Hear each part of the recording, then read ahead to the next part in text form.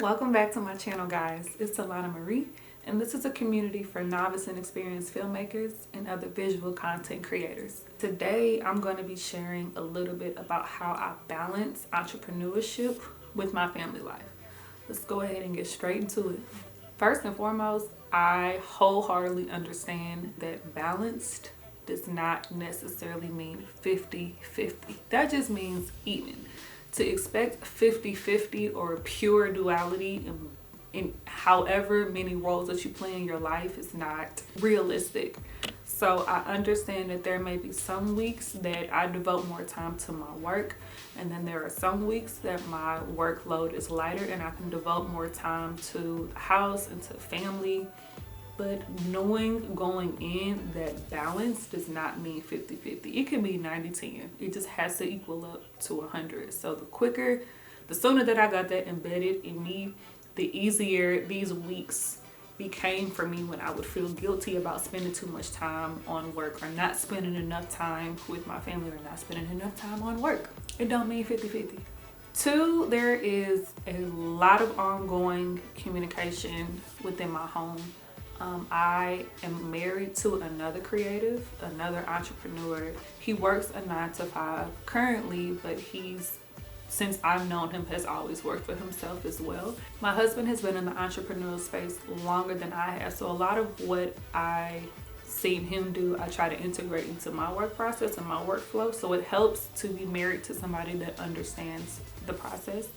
But a lot of ongoing communication, especially at the top of the week, when he is planning for his week and he has his notebook out and I have my planner out and we're just going through the days to see, what all do we have to do this week? Do we have any appointments?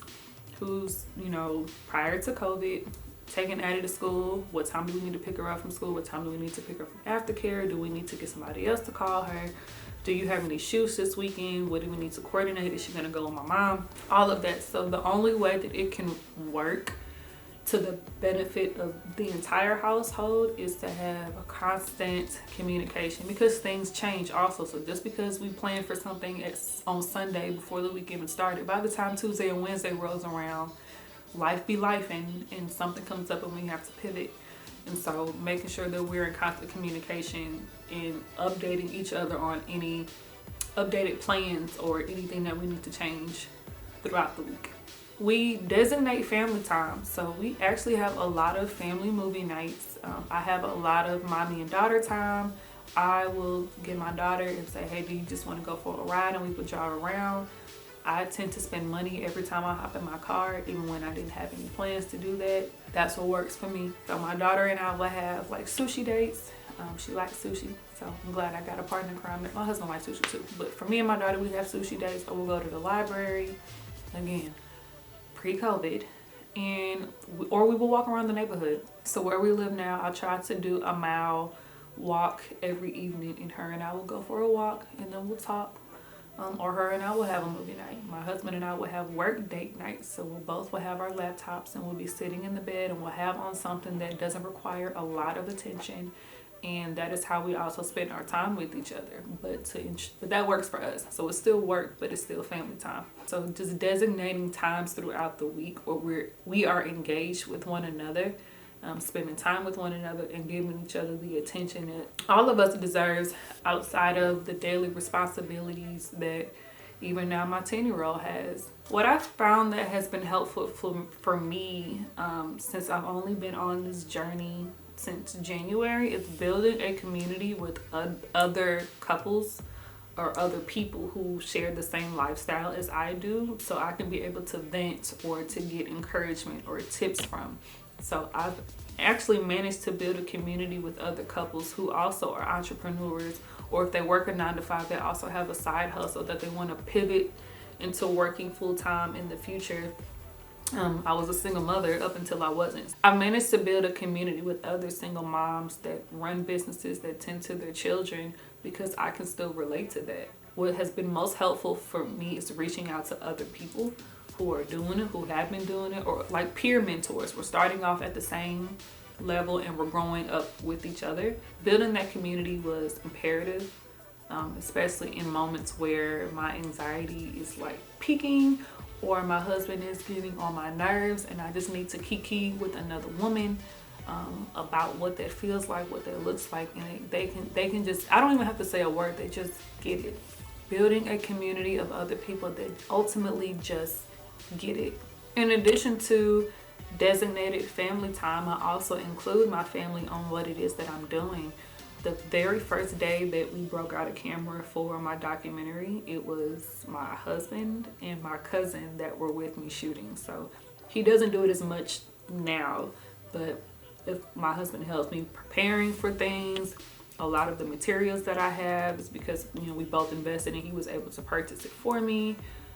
He's really into golf and has started a business called Black Tea Golf. And so I'll be, whenever we get back out on the golf course, filming him out there on the golf course and chopping them up into little clips for him to use for his business.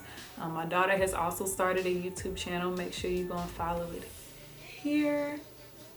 It's Addison, and so we hold each other accountable. So before I recorded this video the other day, I recorded a video for her YouTube.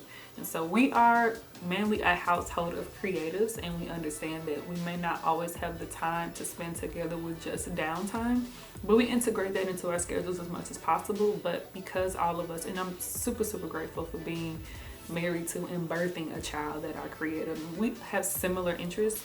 And so we're able to pour into each other with the things that we're doing. Sometimes when I'm on my computer, my daughter will just come and sit on the bed just because she wants to be next to me, and she'll watch TV, which is still including, you know, in my work. Or I'll be editing clips for my documentary and she'll be sitting alongside me and just learning how to edit so she can learn how to edit for her own YouTube channel.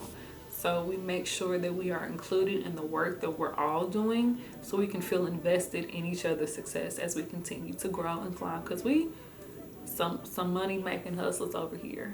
I mean, I want to begin making some more money. It's not all the way there, but I'm speak things that are not as though they already are. Amen. Another way that I balance both of these roles in my life is to give myself grace. I don't know what I'm always doing.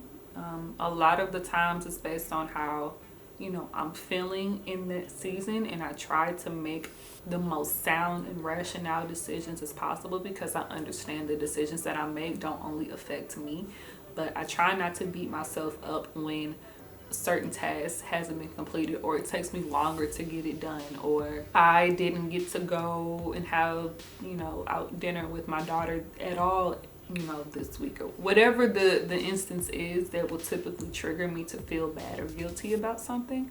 Understand that this is a learning curve for me. I've always been, ever since I've been working, I've always worked for somebody else. I've always had tasks laid out for me. I've always been told what to do. So to be in a space where I'm creating those schedules for myself, like I'm learning as I go, trial and error. And so I provide myself, and it doesn't always work. I have moments where I want to sulk because I just want, you know, sometimes you just want to feel bad.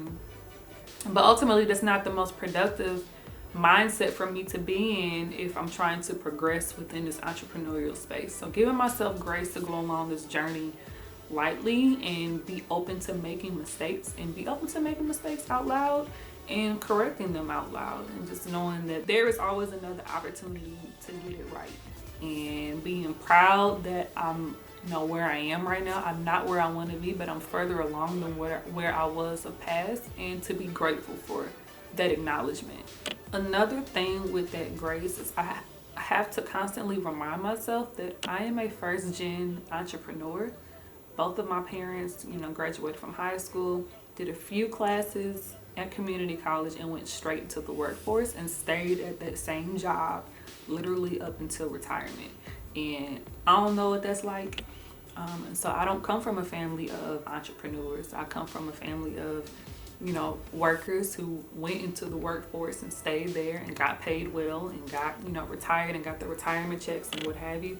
And so I'm going against the grain. And so there's not many people, at least within my immediate family, that I can lean on for advice and encouragement and how to go about it. And sometimes they don't always understand. And that's another thing that, you know, can impact my thoughts and my feelings about certain things, because they don't always understand. And so I'm having to teach myself and then teach my family along the way of, you know, what this is like and how it may be different for each person, and how ultimately I'm doing what I feel is best for myself and my family, so my child and my husband. It's a whole nother conversation for another day. And lastly, keeping one foot planted on the ground and then one foot, you know, on top of, not my heel, the ball on my foot. Just being ready to pivot, right? When I quit my job in January of this year, COVID was nowhere on my radar. I could have never expected it. I could have never anticipated it. And honestly, I don't even know if it would have impacted my decision to leave my job if I had known this was coming. But being ready to pivot when life gets to life in, because I've had to make a lot of adjustments in this short amount of time. Like, COVID has impacted us, I want to say, since March. Stuff hit the fan like in March, so about 4 months now, and I only had 2 months to get my groove, or whatever groove that I had within entrepreneurship, and just finding my workflow. How does it, you know, work for me? What's my optimized time for working?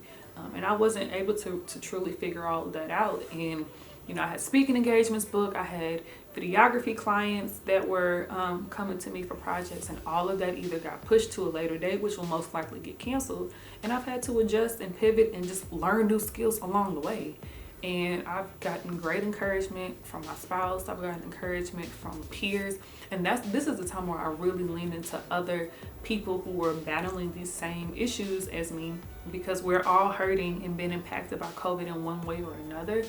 But to not be in the workforce and having to find creative ways to generate revenue for yourself every single day is a little bit different. And so I really lean into my community to get support and to get encouragement and just to be creative. So a lot of YouTube videos, a lot of LinkedIn courses, a lot of that, just teaching myself new skills and betting on myself and pouring into myself and just being ready to pivot. Because while I am prayerful that we will come out of this, it's going to change the ways in which we operate in the future. And God forbid something like this happens in the future, but just stay ready. You ain't got to get ready. So that was truly a hard lesson that I learned over the course of these past 5 months. And yeah, those are just some of the ways that I've managed to balance between being an entrepreneur and my family life. See, y'all are getting all the tea. I tell everybody I'm pretty much an open book. So if you have any questions, I think I touched on probably the most pressing things that have been on my mind, heart, and spirit, because I'm still balancing. I'm still learning. I'm still pivoting. I'm still trial and erroring, whatever. But I know I have faith that I will continue to progress and that I will find my groove and that I will excel. And it'll be for the benefit and the well-being of myself as well as my family. If you were someone who was taking care of a family or taking care of a loved one, it could be a parent, it could be a child. Are you partnered? Are you single? How are you balancing your personal life as well as your entrepreneurial life or your work life? What are some tips that you have found useful for yourself that I can even integrate into my daily life? Share those in the comments below. And if you haven't already, go ahead and like and subscribe to my channel. Again, this is a community for novice and experienced filmmakers as well as visual content creators, and just anybody who just wants to come and spend time with your girl. I'm welcome, I'm open, I'm appreciative. Thank you again for tuning in today. Till next time. And